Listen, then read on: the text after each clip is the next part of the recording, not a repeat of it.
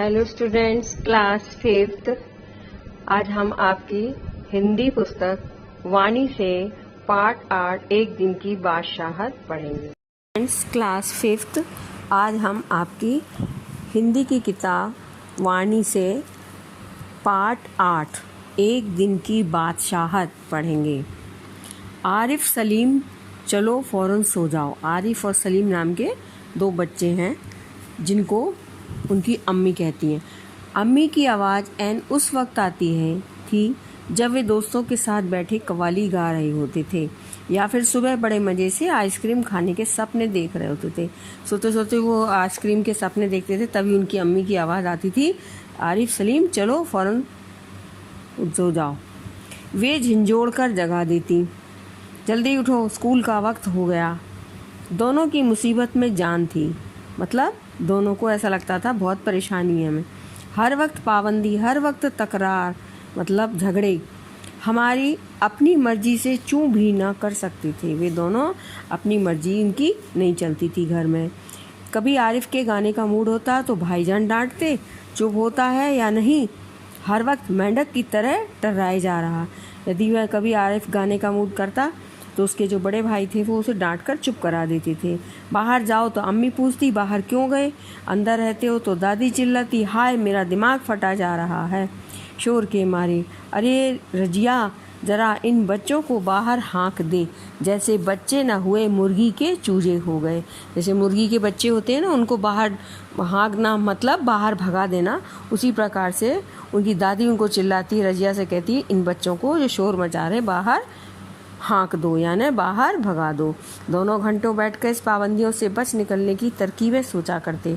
उन दोनों से तो सारे घर की दुश्मनी हो गई थी, लिहाजा दोनों ने मिलकर एक योजना बनाई और अब्बा की खिदमत में एक दरख्वास्त पेश की। दरख्वास्त माने जिसको आप इंग्लिश में कहते हैं एप्लीकेशन। एक मतलब एप्लीकेशन, जो एक चिट्ठी बना कर दी कि एक दिन उन्हें बड़ों के सारे अधिकार दे दिए जाएं और सब बड़े छोटे बन जाएं। ऐसा उन्होंने मिलकर योजना बनाई और उसमें एक चिट्ठी लिख के उनको बड़ों को दी। कोई ज़रूरत नहीं है उधम मचाने की। अम्मी ने अपनी आदत के अनुसार डांट दिलाई, लेकिन अब्बा जान किस मूड में थे कि न सिर्फ मान गए बल्कि ये इकरार भी कर बैठे कि कल दोनों को हर किस्म के अधिकार मिल जाएंगे। इकरार माने मान गए, उनकी बातों को मान चुके थे। अभी सुबह होने में कई घंटे थे कि आरिफ ने अम्मी को झंझोड़ डाला, अम्मी जल्दी उठिए, नाश्ता तैयार कीजिए। जैसे उनकी अम्मी रोज़ उन्हें उठाती थी, आज उनको जो अधिकार मिले उन्होंने शुरू कर दिया बड़ों को अपना अधिकार दिखाने। पहले अम्मी को जगाया, जल्दी उठिए नाश्ता बनाइए। अम्मी ने चाहा एक झापड़ रसीद करके सो जाएं, मगर याद आया कि आज तो उनके सारे अधिकार छीने जा चुके हैं। फिर दादी ने सुबह की नमाज़ पढ़ने के लिए दवाएं, खाना और बादाम का हरीरा पीना शुरू किया तो आरिफ ने उन्हें रोका। तौबा है दादी, कितना हरीरा पिएंगी, आप पेट फट जाएगा। और दादी ने हाथ उठाया मारने के लिए। मतलब जो दादी थी उनकी, उस सुबह में बादाम का हरीरा पीती थी। हरीरा एक प्रकार का कोई पौष्टिक नाश्ता बना होता है जो सुबह सुबह वो पीती थी, और उसको भी उनको मना कर दिया गया। नाश्ता मेज पर आया तो आरिफ ने खान सामा से कहा, अंडे और मक्खन वगैरह हमारे सामने रखो, दलिया और दूध बिस्कुट इन सबको दे दो। इस तरह से आरिफ ने कहा। खान सामा जो था मतलब रसोइया, उससे आर्डर दिया। आपा ने कहर भरी नज़रों से उन्हें घूरा, मगर बेबस थी। आपा माने बड़ी बहन, क्योंकि रोज़ की तरह आज वह तरमाल आपके लिए नहीं रख सकती थी। तरमाल मतलब जो स्वादिष्ट व्यंजन, जैसे बहुत अच्छे पकवान जो होते हैं उनको तरमाल कहते हैं। सब खाने बैठे तो सलीम ने अम्मी को टोका, अम्मी ज़रा अपने दांत देखिए, पान खाने से कितने गंदे हो रहे हैं। मैं तो दांत मान चुकी हूँ, अम्मी ने टालना चाहा। नहीं, चलिए उठिए। अम्मी निवाला तोड़ चुकी थी। निवाला मीन्स एक गस्सा, रोटी का टुकड़ा तोड़ चुकी थी, मगर सलीम ने ज़बरदस्ती हाथ पकड़कर उन्हें उठा दिया। अम्मी चलिए उठिए। अम्मी निवाला तोड़ चुकी थी और सलीम ने उन्हें उठा दिया। अम्मी को गुसल खाते में जाते देख सब हंस पड़े। जैसे गुसल खाना माने बाथरूम। जैसे रोज़ सलीम को ज़बरदस्ती भगा के सब हंसते थे। फिर वह अब्बा की तरफ मुड़ा। अब्बा मीन्स पिताजी अपने। ज़रा अब्बा की गद्द देखिए, बाल बढ़े हुए, शेव नहीं की, कल पहने कपड़े थे और आज इतने मैले कर डाले। आखिर अब्बा के लिए कितने कपड़े बनवाए जाएंगे। ये सब कौन कह रहा है? आरिफ और सलीम, जिनको आज के लिए बड़ों का अधिकार मिला है। यह सुनकर अब्बा को हंसते हंसते बुरा हाल हो गया। आज ये दोनों कैसी सही नकल उतार रहे थे सबकी, मगर फिर भी अपने कपड़े देखकर वो सचमुच शर्मिंदा हो गए। थोड़ी देर बाद जब अब्बा अपने दोस्तों के बीच बैठे अपनी नई गज़ल लहक लहक कर सुना रहे थे तो आरिफ फिर चिल्लाने लगा, बस कीजिए अब्बा, फ़ौरन ऑफिस जाइए, 10 बज गए। चुप! अब्बा डांटते डांटते रुक गए। बेबसी से गज़ल की अधूरी पंक्ति हाथ ओठों में दबाए वह पाँव पटकते आरिफ के साथ हो लिए। रजिया, ज़रा मुझे 5 रुपये तो देना। अब्बा दफ्तर जाने को तैयार होकर बोले। 5 रुपये का क्या होगा, कार में पेट्रोल तो है। आरिफ ने तुनक कर अब्बा जान की तरह नकल उतारी। जैसे अब्बा कहते थे, रोज़ उनसे अब्बा कहते थे, आज उसने उसकी नकल उतारी कि इकन्नी का क्या करोगे, जेब खर्च तो ले चुके हो। थोड़ी देर बाद खानसमा आया। खानसमा रसोइया, बेगम साहिबा आज क्या पकेगा? आलू, गोश्त, कबाब, मिर्चों का सालन। अम्मी ने अपनी आदत के अनुसार कहना शुरू किया। नहीं, आज ये चीज़ें नहीं पकेंगी। जिनका अधिकार मिला था बच्चों को, उन्होंने कहा नहीं, आज ये चीज़ें नहीं बनेंगी। आज सलीम ने किताब उठा रखकर अम्मी की नकल उतारी। आज गुलाब जामुन, गाजर का हलवा और मीठे चावल पकाओ। लेकिन मिठाइयों से रोटी कैसे खाई जाएगी? अम्मी किसी तरह सब्र ना कर सकी।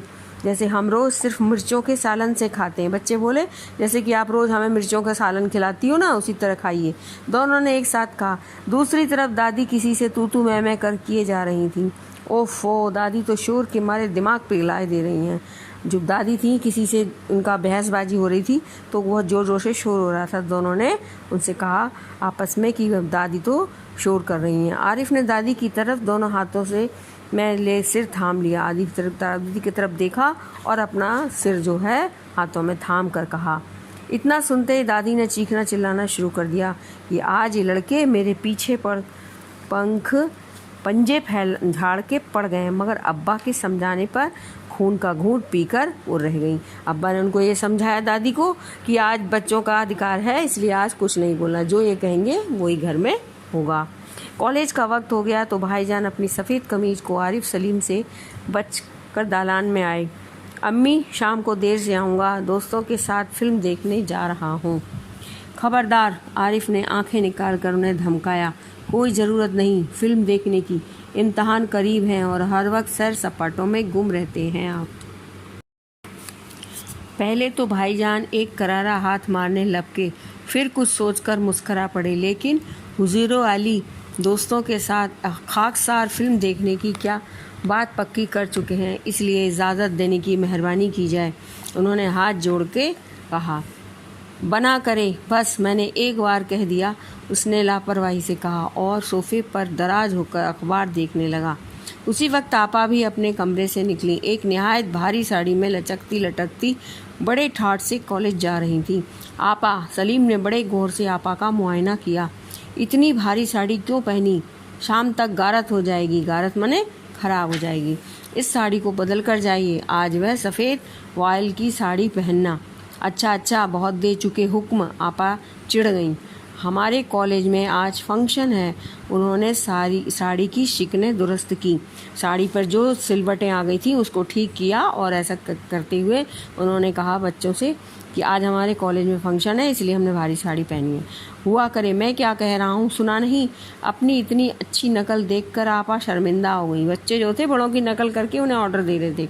बिल्कुल इसी तरह तो वह आरिफ और सलीम से उनकी मनपसंद कमीज़ उतरवाकर निहायत बेकार कपड़े पहनने का हुक्म दिया करती थीं। दूसरी सुबह हुई। सलीम की आंख खुली तो आपा नाश्ते की मेज़ सजाए उन दोनों के उठने का इंतज़ार कर रही थीं। अम्मी खानसामा को हुक्म दे रही थी कि हर खाने के साथ एक मीठी चीज़ ज़रूर पकाया करो।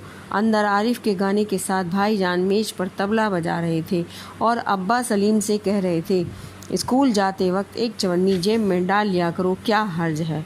इस प्रकार से ये कहानी एक उर्दू की कहानी है जिसमें काफ़ी उर्दू वर्णों को, शब्दों को प्रयोग किया गया है। और जिस प्रकार से बड़े लोग जो बच्चों से रोज़ आदेश दिया करते थे, अपने आदेश को मानवाते थे, उसी प्रकार से बच्चों ने एक दिन अपना मान के और सभी बड़ों को उसी प्रकार के निर्देश दिए। और जब अगला दिन हुआ, जब तो सभी कुछ बदल चुका था, काफ़ी कुछ बच्चों के हिसाब से आदेश दिए गए और बच्चे भी खुश हुए। ये कहानी थी, इसका उर्दू से इसका हिंदी में अनुवाद किया गया है। इस पाठ के पढ़ने के पश्चात हम इसका अभ्यास करेंगे। आप लोगों को एक बार बता देती हूँ, बाकी आप सोल्यूशन में से देख के करिए। इसमें प्रश्न दिए हुए हैं, मौखिक प्रश्न। अम्मी की आवाज़ किस वक्त आती थी? तो अम्मी की आवाज़ उस वक्त आती थी जब वह दोस्तों के साथ बैठे कव्वाली गा रहे होते या आइसक्रीम खाने के सपने देख रहे होते थे। दूसरा प्रश्न, सलीम और आरिफ घंटों बैठकर क्या सोचा करते थे? उसमें लिखेंगे आप, सलीम और आरिफ घंटों बैठकर पाबंदियों से बच निकलने की तरकीबें सोचा करते थे। तीसरा प्रश्न है, आरिफ ने अम्मी को झंझोड़ते हुए क्या कहा? तो उसमें उत्तर होगा, आरिफ ने अम्मी को झंझोड़ कर कहा, अम्मी जल्दी उठिए, नाश्ता तैयार कीजिए। चौथा प्रश्न है, नाश्ता मेज पर रखते समय आरिफ ने खानसामा से क्या कहा? तो उसमें आंसर आएगा, नाश्ता मेज पर रखते समय आरिफ ने खानसामा से कहा, नहीं आज ये चीज़ें नहीं पकेंगी। ये थे आपके मौखिक प्रश्न। अब आते हैं आपके लिखित प्रश्न, जिसमें लिखेंगे, क्या सुनकर अब्बा का हंसते हंसते बुरा हाल हो गया? दोनों बच्चों ने जब अब्बा की नकल उतारी तो उसे सुनकर उनका हंसते हंसते बुरा हाल हो गया। दूसरा प्रश्न है, दोनों बच्चों ने दालान में आकर अम्मी से क्या कहा? तो अम्मी शाम को देर से आऊँगा, दोस्तों के साथ फिल्म देखने जा रहा हूँ, ये कहा। सलीम ने खाना खाने बैठने पर अम्मी से क्या कहा? खाना खाने पर बैठने पर सलीम ने अपनी अम्मी से उनकी नकल उतारी, जिस तरह उनकी अम्मी कहती थी वो उतारा। दूसरी सुबह अम्मी खानसामा को क्या हुक्म दे रही थी? दूसरी सुबह अम्मी खानसामा को हुक्म दे रही थी कि हर खाने के साथ एक मीठी चीज़ पकाया करो। इस प्रकार से ये आपके लिखित और मौखिक प्रश्न थे, उनके उत्तर मैंने आपको बता दिए हैं। अब इसमें आगे आएगा आपका सही उत्तर पर सही का निशान लगाएं। परिवार में कुल कितने सदस्य हैं? 7। अम्मी शाम को देर से आऊँगा, ये किसने कहा? ये कहा था सलीम और आरिफ ने। और अब्बा ने रजिया से कितने रुपए मांगे? 5 रुपये। अब्बा जान दोस्तों के बीच लहक लहक कर क्या सुना रहे थे? लहक लहक कर वो गज़ल सुना रहे थे। अब आता है खाली स्थान भरने का। इसमें लिखना है आपको, अम्मी को गुसल खाने में जाते देख समझ पड़े, गुसल खाने आएगा इसमें। दादी ने सुबह की नमाज पढ़ने के बाद दवाएं खाई। ओफो, दादी तो शोर के मारे दिमाग पिघलाए दे रही हैं, मगर अब्बा के समझाने पर दादी खून का घूंट पीकर रह गईं। अम्मी शाम को मैं देर से आऊँगा। ये आपके खाली स्थान थे जो आपको मैंने समझा दिए। अब आता है सही वाक्य पर सही का निशान लगाएं। रजिया जरा मुझे 5 रुपये देना, सही, ये कथन सही है, तो उस पर राइट का निशान लगाएंगे। भाईजान अपनी नीली कमीज को आरिफ सलीम से बचाते हुए दालान में आए, गलत, वो सफ़ेद कमीज को दालान में आए थे, तो ये गलत का निशान। मुझे दोस्तों के साथ फिल्म देखने जाना है, सही। आखिर अब्बा के लिए कितने कपड़े बनाए जाएंगे, सही। आपा ने कहर भरी नज़रों से अब्बा को घूरा, गलत। ये थे आपके सही और गलत के उत्तर। अब आता है स्तंभ आ और आ व बा को मिलाकर उचित पूरे वाक्य बनाने और लिखना है नीचे उनमें। जैसे वे अपनी मर्जी से चूँ भी ना कर सकते थे, ये पूरा आपका एक वाक्य बन गया है। आपको जो नीचे लाइनें दी गई हैं इसमें पूरा वाक्य आपको फिर से लिखना है पूरा। दूसरा है, हाय मेरा शोर के मारे दिमाग फटा जा रहा है, उन दोनों से तो सारे घर को दुश्मनी हो गई थी, अभी सुबह होने में कई घंटे थे, तो ये था। इसमें आएगा आपका कि आरिफ ने अम्मी को झंझोड़ डाला। आरिफ ने तुनक कर अब्बा जान की नकल उतारी, आज ये लड़के मेरे पीछे पंजे झाड़ के पड़ गए हैं। ये आपको आ और बा दोनों को मिलाकर वाक्य पूरा बनाया, वो पूरे वाक्य को नीचे लाइनों पर आपको पुनः लिखना है। अब आता है अगला आपका अभ्यास। इसमें लिखा है आपके दिए गए शब्दों को उनके अर्थ के अनुसार वाक्यों में प्रयोग कीजिए। आपको शब्द दिए गए हैं, उनका वाक्य बनाना है। भारी साड़ी, समारोहों में महिलाएं अधिकतर भारी साड़ी पहनती हैं। भारी काम, छोटे बच्चे ज़्यादा भारी काम नहीं कर सकते हैं। भारी बारिश, जुलाई में भारी बारिश होती है। हल्का भोजन, हमें शाम को हल्का भोजन लेना चाहिए। हल्की बारिश, आज की हल्की बारिश में मज़ा आ गया। हल्का काम, मुझे हल्के काम में मज़ा नहीं आता। इस प्रकार से आपको वाक्य बनाने हैं। इसके बाद आता है 8वां पाठ में जो उर्दू भाषा के शब्द आए उनको छांट कर लिखना है। इसमें जैसे फ़ौरन, ऐन, कव्वाली, पाबंदी, तकरार, खिदमत, अब्बा जान, अम्मी, इकरार, नमाज इत्यादि। खाकसार, इजाज़त, गारत, आपा, भाईजान, गोश्त, कमीज, सालन, कबाब, इजाज़त, ये शिकन, खानसामा, दुरुस्त, ये सारे वर्ड जो हैं, जो भी जितने शब्द हैं ये उर्दू के शब्द हैं, उनको आपको छांट के लिखना है। अब इसके बाद अब इसमें आपको उर्दू शब्दों के हिंदी पर्यायवाची शब्द लिखिए दिए गए हैं। जैसे अम्मी, अम्मी का होता है माँ, अब्बा जान पिता, आपा बड़ी बहन, खानसामा रसोइया, वक्त समय, फौरन तुरंत, निहायत बहुत, हुक्म आज्ञा। इस प्रकार से ये कुछ वर्ड दिए थे उर्दू के, इनके हिंदी पर्यायवाची शब्द लिखना था।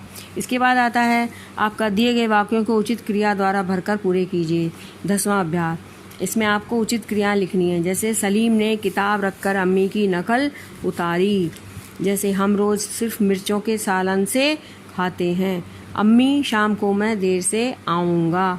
रजिया ज़रा मुझे 5 रुपए तो देना। आखिर अब्बा के लिए कितने कपड़े बनाए जाएंगे। ये आपका था 10वां अभ्यास।